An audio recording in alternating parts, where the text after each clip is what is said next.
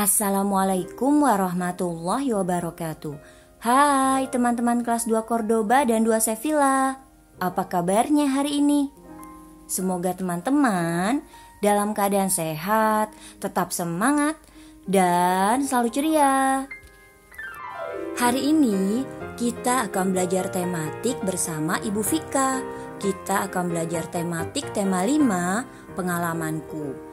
Subtema 1, pengalamanku di rumah, muatan matematika dan SBDP.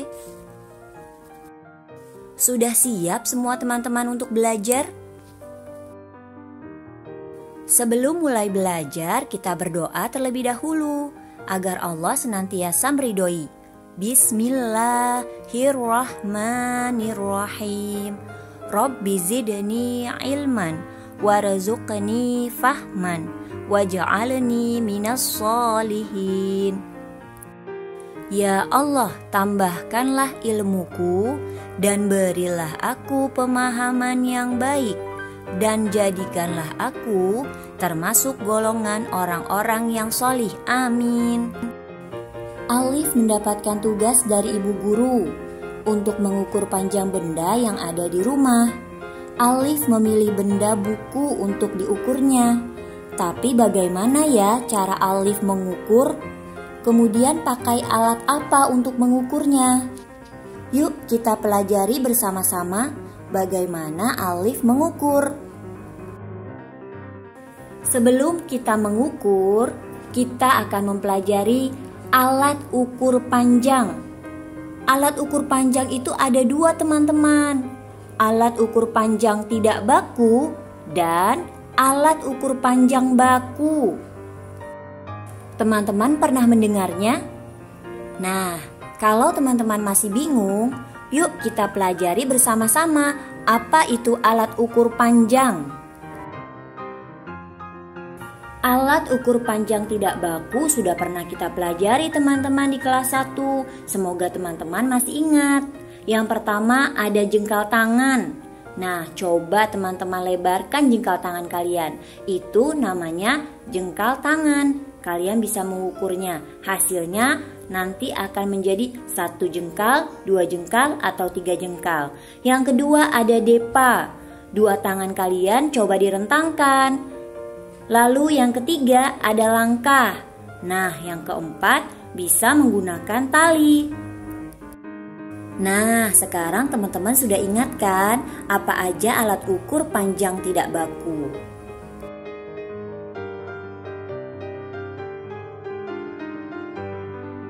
Alat ukur panjang tidak baku akan menghasilkan hasil ukur yang berbeda tergantung lebar tangan, lebar langkah kaki. Coba teman-teman bedakan antara jengkal tangan kalian dengan adik kalian. Biasanya akan berbeda ya teman-teman hasilnya. 1 jengkal tangan kita mungkin akan menghasilkan 2 jengkal tangan adik bayi kita. Selanjutnya, alat ukur panjang baku. Nah, alat ukur panjang baku ada angka dan ukurannya ya teman-teman. Contohnya penggaris. Penggaris digunakan untuk mengukur benda-benda yang datar dan lurus. Satuan panjangnya adalah sentimeter. Teman-teman pasti di rumah punya penggaris kan? Penggaris digunakan untuk mengukur panjang buku atau panjang pensil. Yang kedua ada meteran pita. Biasanya digunakan untuk mengukur benda-benda yang tidak lurus atau melengkung. Contohnya dipakai oleh tukang jahit yang digunakan untuk mengukur badan yang nantinya akan dibuatkan baju. Yang selanjutnya ada meteran saku dan meteran roll. Alat ini digunakan untuk mengukur benda-benda yang besar teman-teman. Misalnya rumah atau panjang jalan. Alat ukur panjang baku juga ada yang namanya jangka sorong. Teman-teman sudah pernah melihat gambar jangka sorong? Atau mungkin teman-teman punya? Nah, Ibu Vika akan kasih tahu nih gambar jangka sorong. Jangka sorong biasanya digunakan untuk mengukur panjang garis tengah benda-benda yang bentuknya bulat atau lingkaran teman-teman. Misalnya kelereng, mur, dan cincin. Nah, ini dia teman-teman gambar jangka sorong. Sekarang teman-teman sudah tahu kan bentuk dari jangka sorong?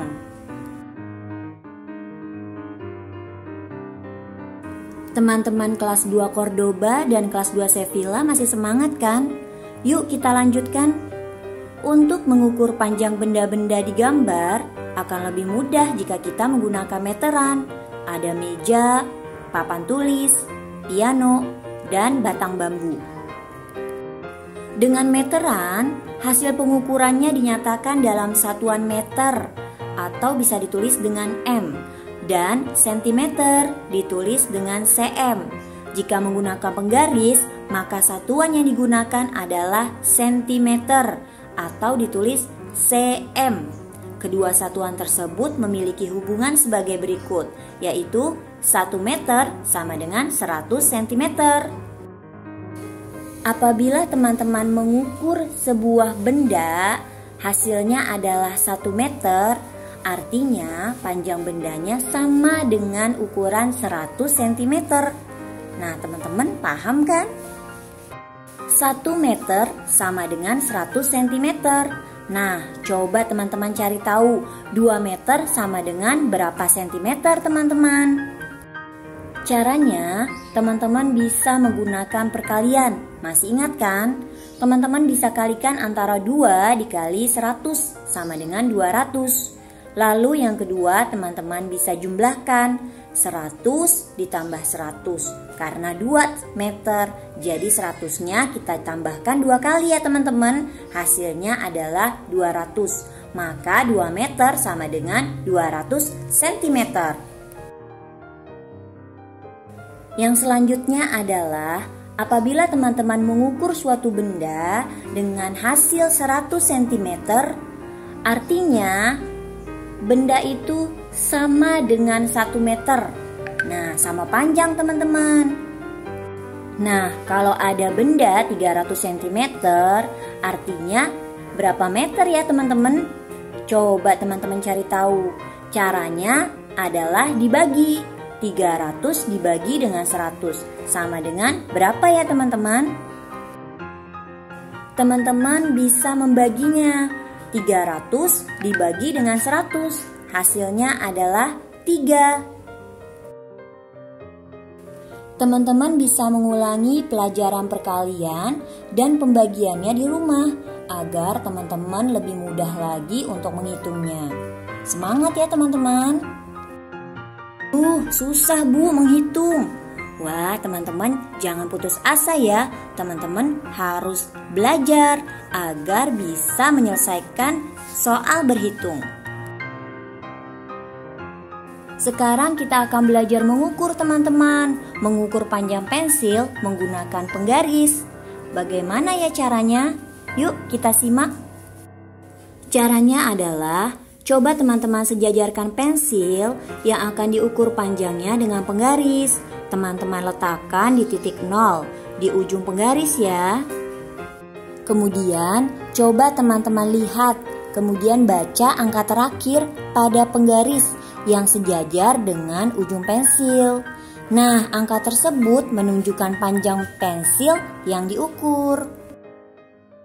Ketika kita menggunakan meteran, sama ya teman-teman, seperti itu juga caranya. Nah, teman-teman sekarang sudah bisa mengukur benda dengan menggunakan alat ukur.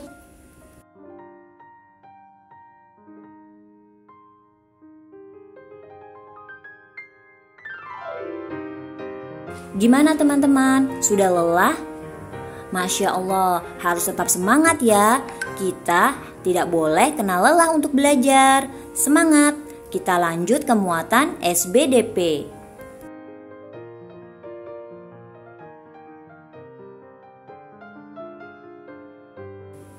Teman-teman tahu tekanan nada? Tekanan nada pada lagu ada dua teman-teman. Kita sudah pernah mempelajarinya, yaitu nada kuat dan nada lemah.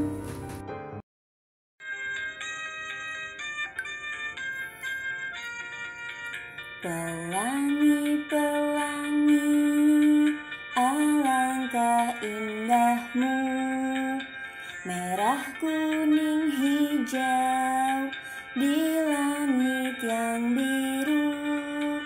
Pelukismu agung, siapa gerangan?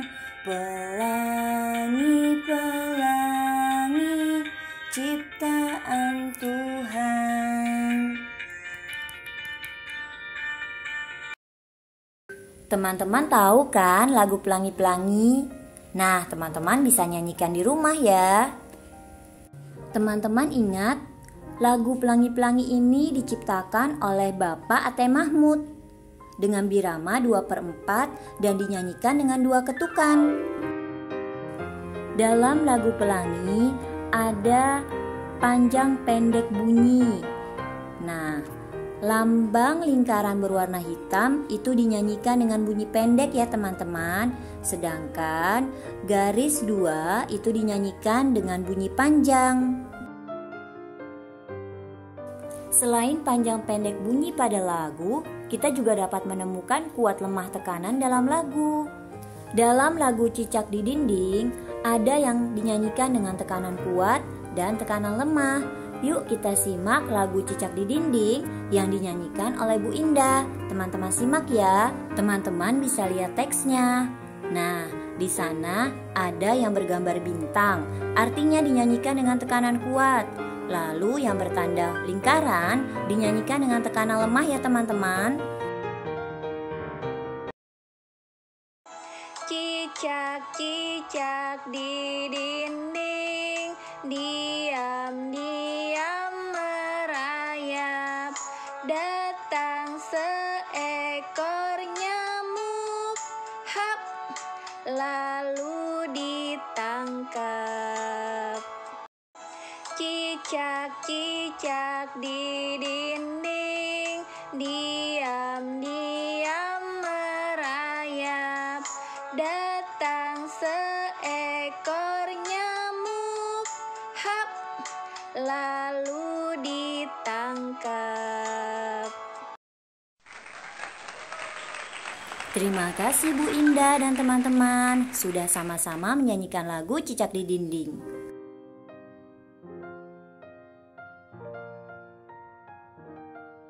Pembelajaran kita selesai sampai di sini ya teman-teman. Terima kasih atas semangatnya. Kita sudahi dengan mengucap hamdalah. Alhamdulillahirabbil alamin. Tetap semangat ya teman-teman. Teruslah jadi anak-anak hebat kebanggaan ayah bunda. Wassalamualaikum warahmatullahi wabarakatuh. Jangan lupa sholat 5 waktu. Dadah semuanya.